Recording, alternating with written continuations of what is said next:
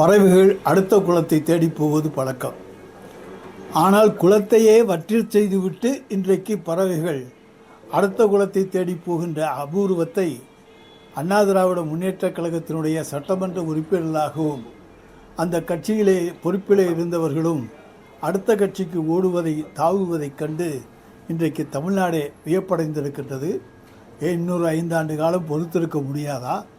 ஆனால் இன்றைக்கு குதிரை பேர அரசியலுக்கு எடுத்துக்காட்டு இன்றைக்கு ஒவ்வொரு எம்எல்ஏயும் தாவேவுக்கு தாவுவதுதான் என்பதை நாங்கள் அழைத்து சொல்ல கடமைப்பட்டிருக்கின்றோம்.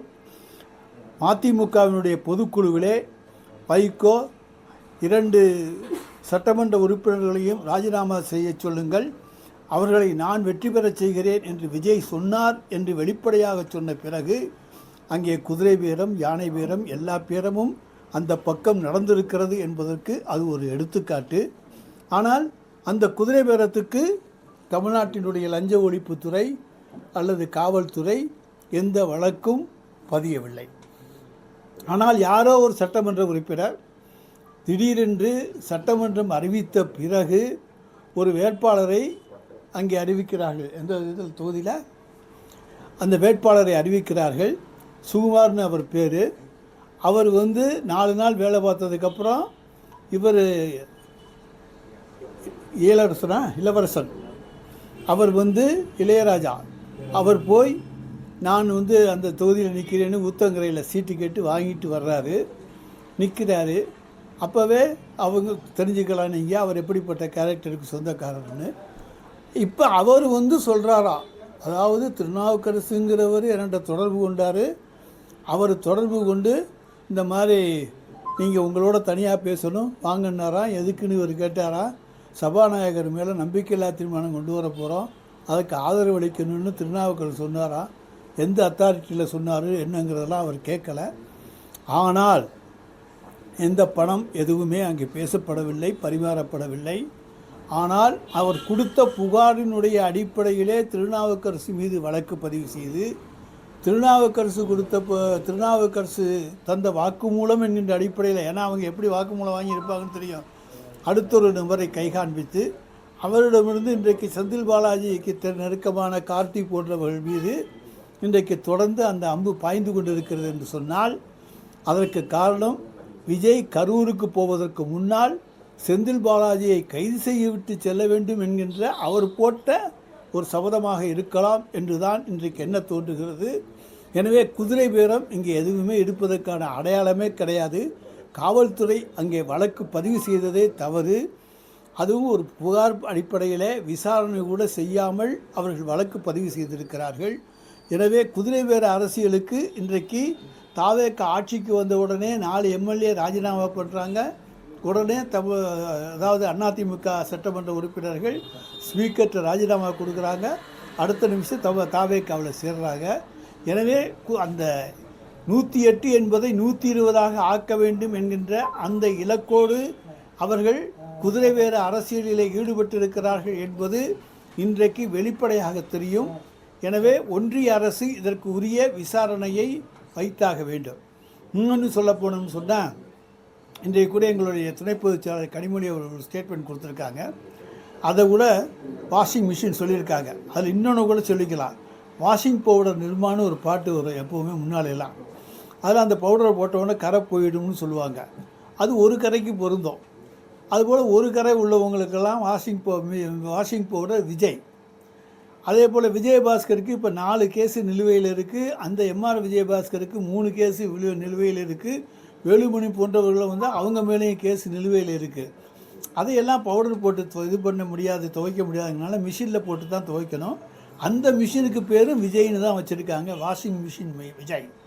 எனவே வாஷிங் மிஷின் விஜயில் வாஷிங் பவுடர் விஜயை போட்டு துவைத்தால் அவர்களெல்லாம் யார் மீதெல்லாம் ஊழல் குற்ற வழக்குகள் இருக்கிறதோ அவர்களெல்லாம் புனிதர்களாக புத்தர்களாக மாறிவிடுவார்கள். சொல்ல முடியாத அவங்களுக்கு கோயில் கட்டி கூட கும்பிட்டாலும் கும்பிட்டுருவாங்க. எனவே அப்படிப்பட்ட நிலைமை தான் இன்றைக்கு தமிழ்நாட்டில் இருக்கிறது. நாங்கள் பொறுப்பான எதிர்க்கட்சியாக இருக்கிறோம். எங்களுடைய தலைவர் குதிரை பேர அரசியலிலே வர வேண்டும் என்று நினைத்திருந்தால் 2017 வந்திருக்க முடியும். அன்றைக்கு எங்களிடத்தில் 109 எம்எல்ஏக்கள் இருந்தார்கள்.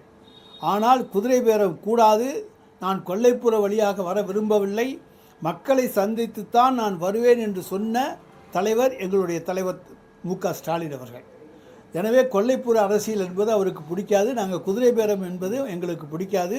குதிரை பேர அரசியலில் ஈடுபட்டு ஆட்சிக்கு வர வேண்டும் என்று இருந்தால் அன்றைக்கே வந்திருக்க முடியும். எனவே குதிரை பேரத்துக்கு எதிரானது தான் திராவிட முன்னேற்றக் கழகம். ஜனநாயகத்தை தான் நாங்கள் நம்புகிறோமே தவிர பணநாயகத்தை நம்பவில்லை. அவங்க நாங்கள் நீங்கள் நம்ம சொன்னோம் திமுக வழக்கு விட்டு அவர் சந்திக்கிறது திமுக தலையிடாதுன்னு சொல்கிறோம். இப்போ அதே மாதிரி தான் நேற்று நிர்மல்குமார் சொல்கிறாரு, விஜயபாஸ்கர் வந்தாங்க, அவருடைய வழக்கு அவர் சந்திக்க போகிறாரு, இதனால வழக்கில் நாங்கள் எந்த சமரசமும் செல்ல போகலன்னு சொல்கிறாரு. செந்தில் பாலாஜியை சேர்த்தது நம்ம நியாயம் தான், இதுவும் நியாயமாக தான் நம்ம பார்க்கணும். செந்தில் பாலாஜி மீது போடப்பட்ட வழக்குக்கும் இந்த வழக்குக்கும் உண்டான வித்தியாசத்தை பாருங்கள். யாரோ இப்போ போனாங்களாம், கண்டக்டருக்கு வேலைக்காக வேண்டி பணம் யாருக்கிட்டேயோ கொடுத்தாங்களாம், அவங்களுக்கு வேலை கிடைக்கலையா, அதனால இவங்க மோசடி பண்ணிட்டாங்களாம். எல்லாமே சந்தேகத்தின் அடிப்படையிலே இருக்கக்கூடிய வழக்கு செந்தில் பாலாஜி மீது இருக்கக்கூடிய வழக்கு.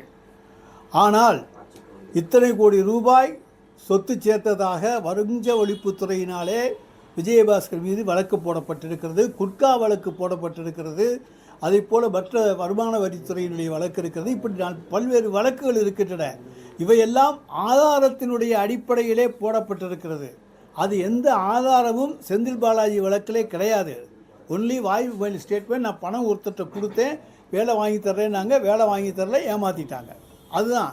அது யாரையோ சுற்றி வருது. கடைசி அது கோர்ட்டில் என்ன ஆகும்னு எல்லாருக்கும் உங்களுக்கு தெரியும். சர்க்கம்ஸ்டான்ஷியல் எவிடன்ஸ் தான் அங்கே வந்துக்கிட்டு இருக்கு. ஆனால் இங்கே இருப்பது டைரக்ட் எவிடன்ஸு. இன்னும் சொல்லப்போனால் தான் வீட்டில் ரைடு நடக்கிற பொழுது ரெக்கார்டுகளையெல்லாம் வெளியே தூக்கி எறிஞ்சார், அந்த டிஸ்கை தூக்கி வெளியே எறிஞ்சார். அது கூட இன்னும் நடவடிக்கை எடுக்கலை. ஏன்னா அவங்க ஆட்சி அன்றைக்கி நடந்துச்சு. அப்போ தான் என்னென்ன ஊழல் செய்திருக்கிறேன் என்பதை பதிவு செய்து வைத்திருந்த அந்த டிஸ்கை கூட வெளியே தூக்கி எறிஞ்சிருக்கார் அவர். எனவே இதுக்கு வித்தியாசம் ரொம்ப இருக்குது. அந்த வழக்கு வேறு, இந்த வழக்கின் தன்மை வேறு. எனவே இவர்கள் புனிதமாகி விடுவார்களா என்று தான் நாங்கள் கேட்குறோம். அந்த வழக்கை பொறுத்த வரைக்கும் எப்படி இருந்தாலும் உங்களுக்கு தெரியும், என்ன இதுங்கிறது தெரியும். சட்டத்துறை அமைச்சர் நிர்மல்குமார் பேசும்போது இன்னமும் திமுக ஏடிஎம்கே சேர்ந்துக்கிட்டு ஆட்சியை கொடுக்கணுங்கிற செயல்பட்டு இருக்காங்க, இன்னமும் செயல்பட்டு முன்னாடி செயல்பட்டாங்க, சரி இப்பயும் அந்த செயல்பட்டு இருக்காங்கன்னு குற்றச்சாட்டு வைக்கிறாரு. 50 கோடி ரூபா வரைக்கும் பேரை பேசியிருக்காங்க, அதுக்குண்டான எவிடன்ஸ் நாங்கள் வச்சிருக்கோம்னு சொல்றாரு. இந்த சட்டத்துறை அமைச்சர் ஆதாரம் இல்லாமல் குற்றச்சாட்டு வைப்பாரா? சட்டத்துறை அமைச்சர்னா ஆதாரத்தோடு தான் குற்றச்சாட்டு வைப்பாரா? அவர் எந்த வேணான்னு சொல்லிட்டு சட்ட பாயிண்ட் போய் சொல்லிக்கிட்டு இருக்கலாம். அவர் அப்புறம் பார்த்துக்கலாம். நாங்களும் சட்டத்துறை அமைச்சராக இருந்தவங்க தான். நான் சொல்கிறேன், நாங்கள் அன்னைக்கும் எந்த குதிரை பேரத்திலும் ஈடுபடலை, இன்றைக்கி எந்த குதிரை பேரத்திலும் ஈடுபடவில்லை. அதை எங்கள் தலைவர் எந்த காலத்திலும் அனுமதிக்கவில்லை. அதிமுகவோடு கூட்டணி சேர்ந்து ஆட்சி அமைக்க வேண்டும் என்கின்ற எண்ணம் ஒரு சிறு துளி கூட, ஒரு புள்ளி கூட எங்களுடைய தலைவர் மு.க. ஸ்டாலினுக்கு கிடையாது. அதனால் நாங்கள் அப்படி நினச்சிருந்தோம்னா அன்றைக்கி எல்லாரையும் போக விட்டுருக்க மாட்டோம், எல்லாரையும் சேர்த்து அரவணைச்சு கொண்டு போயிருப்போம், எல்லாம் பண்ணியிருக்க முடியும் எங்களால். ஆனால் அதில் ஒரு சிறு துளி கூட விருப்பம் இல்லாதவர் எங்களுடைய தலைவர். அதே நிர்மல்குமார் முன்னாள் முதலமைச்சர் மேலே பல்வேறு குற்றச்சாட்டு வைக்கிறாரு. அவர் மக்களுக்கு தீங்கு வச்சிருக்காரு. 5 ஆண்டு காலம் பொதுமக்கள்கிட்ட மன்னிப்பு கேட்டுட்டு அவர் அரசியல் இருந்தே ஓய்வு பெறணும், திமுகவோட அத்தியாயமே முடிஞ்சிருச்சு அப்படின்னு சொல்றாரு. எப்ப அதிமுகவும் திமுகவும் கூட்டணி போட்டு ஆட்சியில் அமரும் நினைச்சாங்களோ அப்பவே திமுக அத்தியாயம். சார், நான் அது பொய்யான குற்றச்சாட்டு. நிர்மல்குமார் என்ன உத்தவ புத்திரனா, மேலேருந்து குதிச்சு வந்திருக்காரா, சத்திய புத்திரனா? அவர் சொல்றதெல்லாம் வேதமா சத்தியமா என்ன யார் எடுத்துக்கிறது? நிர்மல்குமார் சொன்னால் சத்தியமா? நிர்மல்குமார் சொன்னால் உண்மையா? அவர் பொய்யா சொல்கிறாரு. நான் திரும்ப சொல்கிறோம், அதுக்கு ஆதாரம் இருந்தால் சொல்லுங்கள். நாங்கள் எங்களுக்கு ஒரு சிறு துளி கூட எங்கள் தலைவருக்கு அந்த எண்ணம் இல்லை என்பதை நான் எடுத்து சொல்லியிருக்கிறேன். சார், முதலமைச்சருக்கு தோல்வியும் கொடுப்பாங்க, அப்புறம் வெற்றியையும் கொடுப்பாங்க. அது அந்தந்த சந்தர்ப்ப சூழ்நிலைகள் நடக்கக்கூடிய ஒன்று. ஆனால் நாங்கள் 5 ஆண்டு காலத்திலே மக்களுக்கு செய்திருக்கிற சேவைகளைப் போல இந்த 5 ஆண்டு காலத்தில் அதில் பாதி அளவு இந்த அரசு செய்து காமிக்கட்டும், அப்புறம் அடுத்த தேர்தலில் பார்ப்போம். இதில் பாதி கூட செய்ய முடியாது. தேர்தல் முடிஞ்சோடனே நடைபெற்ற எம்எல்ஏக்கள் கூட்டத்தில் முன்னாள் முதலமைச்சர் ஸ்டாலின் பேசும்போது, நான் ஒரு சில முடிவுகளை எடுப்பேன், எதிர்பாராத முடிவுகளை நான் எடுப்பேன், அதுக்குன்னே நீங்கள் எம்எல்ஏக்கெல்லாம் கட்டுப்படணும் அப்படிங்கிற மாதிரி சொல்லி இது பண்ணுறாரு. அதுதான் அந்த பொதுவெளியில் வச்சு அப்பயே அவங்க எதிர்கட்சி குற்றம் சாட்டுறதுனால அப்பயே இவர் ஸ்டாலின் எம்எல்ஏக்கள் கூட்டத்தில் பேசியிருக்காரு, குதிரை பேரம் பேசியிருக்காரு, திமுக ஐடென்டி நாளைக்கு அலைன்ஸ் தான் பேசி எதிர்பாராத முடிவுங்கிறத ஏன் இப்படி எடுத்துக்க கூடாதா நீங்கள்? அந்த தமிழ்நாட்டிலே ஆட்சி அதாவது கவிழ்ந்து விடக்கூடாது, ஆளுநர் ஆட்சி வந்துவிடக்கூடாது, டெல்லி இங்கே ஆட்சிக்கு வந்துவிடக்கூடாது. அதற்காக எங்களிடத்தில் இருக்கக்கூடியவர்களை நீங்கள் போய் ஆதரவு தாருங்கள் என்று கேட்டுக்கொள்வதும் அவர் எடுக்கிற முடிவு தானே. ஏன் அந்த கண்ணோட்டத்திலே பார்க்காமல் இந்த கண்ணோட்டத்திலே பார்க்கிறீர்கள்? பார்க்கிறவர்களுடைய கண்ணோட்டம் தான் அதில் இருக்கிறது. எங்களுடைய கண்ணோட்டம் ஆட்சி கவிழ்ந்து விடக்கூடாது. அன்னைக்கே ஆட்சியை கவிழ்ந்து விடாமல் முட்டுக் கொடுக்கணும்னு நினச்ச நாங்கள் இன்றைக்கி குதிரை வேலத்தில் ஈடுபட்டு அந்த ஆட்சியை கவுப்போமா? நிச்சயமாக மாட்டோம். நாங்கள் மக்களை சந்தித்து தான் ஆட்சிக்கு வருவோம், சந்திக்காமல் ஆட்சிக்கு வரவே மாட்டோம். மக்கள் வாக்களித்து தான் நாங்கள் ஆட்சி பீடத்தில் அமருவோம். அதை தவிர கொல்லைப்புற வாசலில் அமருவோம் என்கின்ற எண்ணம் எங்களுக்கு துளி கூட கிடையாது. வைகோ ரெண்டு பேருமே பேசும்போது எங்களுடைய எம்எல்ஏக்களை வந்து டிஎம்கே சின்னத்தில் விட மாட்டேங்கிறாங்க அப்படின்னு, இது என்ன பேருன்னு சொல்லி கேள்வி கேட்குறாங்க ரெண்டு பேருமே. அவங்க எம்எல்ஏ அவங்கெல்லாம் ராஜினாமா பண்ண சொல்லணும். நாங்கள் ஏன் ராஜினாமா பண்ண சொல்கிறோம்? ராஜினாமா பண்ணுறது அவங்க கையில் இருக்குது. நேராக ஒரு பேப்பர் எடுத்துகிட்டு போக வேண்டியது, ஸ்பீக்கரை பார்த்து கொடுக்க வேண்டியது, நான் ராஜினாமா செய்கிறேன்னு சொல்ல வேண்டியது தானே. அவங்க தான் கேட்குறாங்களே, துரை வைகோ ராஜினாமா பண்ணிட்டு நிக்கட்டும்னு சொல்கிறாங்களே, நிக்கட்டுமே. இல்லை, தமிழக வெற்றிகளும் அதாவது பண்ணுறது குதிரை பேரம்னா இப்போ 2 எம்எல்ஏக்களையும் ராஜினாமா பண்ண முடியாமல் வச்சிருக்க சார். நாங்கள் தடுக்கலையே. ஏங்க, உங்கள் கட்சி எம்எல்ஏ உங்கள்கிட்ட இல்லைன்னு சொன்னீங்கன்னா அதை விட வெக்கக்கேடு ஒன்றும் கிடையாது. உங்கள் கட்சி எம்எல்ஏ 2 பேரும் உங்கள் கட்டுப்பாட்டில் இல்லை, நாங்கள் அவர் ராஜினாமா பண்ண மாட்டேங்கிறாங்கன்னா நான் நீங்கள் ராஜினாமா பண்ண சொல்லி சொன்னீங்களா? அப்படி சொல்லி அவங்க கேட்கலையா? சும்மா வைகோ பேசுறத கேட்காதியா? அந்த ஆளு அந்த காட்டு கத்த தெரியுமே தவிர என்றைக்கும் பிரயோஜனமாக தமிழகத்துக்கு பேச தெரியாத ஒரு கூச்சல் போடுகிற ஒரு ஆசாமி. வெளியேறியவர் வந்து பல்வேறு குற்றச்சாட்டுகள் வச்சிருக்காரு. வைகோ வந்து 5 ஆண்டு காலமா கரப்ஷன்லாம் இருந்துச்சு, நாங்க தோழமையா இருந்தனால அவர் வாங்கியிருப்பாரு. எங்க பேரை சொல்லி அவர் வாங்கியிருந்தா அதுக்கு நாங்க பொறுப்பு இல்லை. மக்கள் தீர்ப்பை ஏற்க மறுத்து வைகோ வந்து எங்க பேரை சொல்லி வாங்கியிருந்தா அதுக்கு நாங்க என்ன பண்ண முடியும்? இந்த 5 ஆண்டு காலம் மட்டும் அடுத்த 5 ஆண்டு காலமும் விஜய் தான் வந்து முதலமைச்சராக இருப்பாருன்னு சொல்லி அவர் சொல்ற ஜோசியத்துக்கெல்லாம் முடியாது. 1000 ஜோசியம் இருக்கான். எல்லாரும் என்னென்னமோ ஜோசியம் சொல்றான், அவர் ஒரு ஜோசியம் சொல்றாரு. மார்க்சிஸ்ட் கம்யூனிஸ்ட் மாநில தலைவர் வந்து குற்றச்சாட்டு வைக்கிறார், மக்கள் தீர்ப்பை ஏற்க மறுக்கிறாங்க, அதனால திமுக குதிரை பேரம் பேசுறாங்கன்னு சொல்லுங்க. குதிரை பேரம் பேசுறாங்கன்னு திமுகவை யாருமே அவங்களும் குற்றச்சாட்டு சொல்லலை. அவங்க வந்து தாவேக்காவை தான் சொல்றாங்க. தாவேக்காவை தான் சொல்றாங்க. நாங்கள் குதிரை பேரம் பேசுறத ஏங்க இவங்கெல்லாம் போக சொல்றோம்? ஏங்க ஆதரிக்க சொல்றோம்? நீங்க போய் ஆதரிங்கன்னு ஏங்க சொல்றோம்? ஆட்சி அதிகாரத்தில் இல்லைங்கிறனால பொறாமையில திமுக செயல்படுறாங்க. சார், பொறாமைன்னா அன்னைக்கு நாங்கள் இப்போ இது பண்ணியிருக்கோம்ல, 107 தானே இருந்தாங்க. அன்னைக்கு விட்டுட்டு இன்னைக்கு பிடிக்க போகிறோமா? அதெல்லாம் செய்யவே மாட்டோம். எங்களை பொறுத்த வரைக்கும் நேர்மை, மக்கள் மனதில் நாங்கள் இடம் பெற்று தான் வருவோமே தவிர வேறு எந்த காரியத்தில் இதை சொல்லிட்டுலாம் வரமாட்டோம். சும்மா மக்களை சின்ன பிள்ளைங்களை காமிச்சு ஏமாற்றி முட்டாய் வாங்கி கொடுத்து ஆட்சிக்கு வர்ற ஆட்சி எங்கள் ஆட்சி இல்லை. டெல்லி பிரதிநிதி நியமனத்தை எப்படி பார்க்குறீங்க? தமிழ்நாடு முதலமைச்சர் டெல்லி அதாவது அவரை பொறுத்த வரைக்கும் அவருக்கு என்னென்னு தோணுதோ அதையெல்லாம் செய்யக்கூடிய சினிமா. இன்றைக்கி அங்கே நடக்கிற சினிமா ஷூட்டிங் தானே சார். சட்டம் என்பது ஒரு திரைப்பட பிடிப்பு நிலையம். அங்கே முதலமைச்சர் ஹீரோவாக நடிக்கிறார், நாங்கள் எதிர்க்கட்சி உறுப்பினர்களாக நடிக்கிறோம். எல்லோரையும் நடிகர்களாக மாற்றியிருக்கிற மிகப்பெரிய பெருமை இன்றைய தாவேக ஆட்சிக்கு சேரும். எல்லாமே நடிகன் தான். கதவசனம், டைரக்ஷன் எல்லாம் வந்து அங்கே ஸ்பீக்கர் வந்து டைரக்ட் பண்ண வேண்டியது. ஹீரோயின் அவங்க யாருன்னு உங்களுக்கு தெரியும். அவங்க சட்டமன்றத்துக்கு வராத ஹீரோயின்.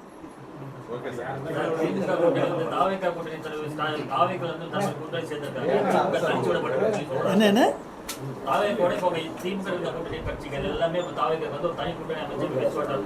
ரெண்டு கம்யூனிஸ்ட் கட்சியும் போகலையே கூட்டத்துக்கு.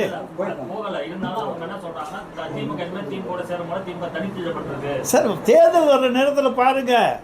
நான் தான் இப்போ சொன்னேன், ஒரு குளத்தில் தண்ணி இல்லைன்னா அடுத்த குளத்துக்கு போகிற பறவைகளை போல நிறைய பேர் இருக்கிறாங்க. ஒன்றும் பிரச்சனை இல்லை. எங்களுக்கு நல்ல நண்பர்கள் அங்கே இருக்காங்க.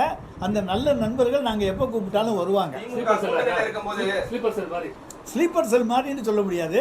ஸ்லீப்பர் செல் எல்லாம் பயன்படுத்துறது விஜய், நாங்கள் பயன்படுத்த மாட்டோம். திமுக கூட்டணியில் இவங்களா இருக்கும்போது கல்லாப்பட்டி கூட்டணின்னு சொல்லி அவர் விமர்சனம் பண்ணாரு. அதே கூட்டணி கட்சியினரை இப்போ வந்து இவர் கூட்டணியில் இழுக்கிறதுக்கு புதிய கூட்டணி அமைஞ்சிருச்சுன்னு சொல்றாங்க. எப்படி பாக்குறீங்க? இது முற்போக்கு கல்லாப்பட்டி கூட்டணி.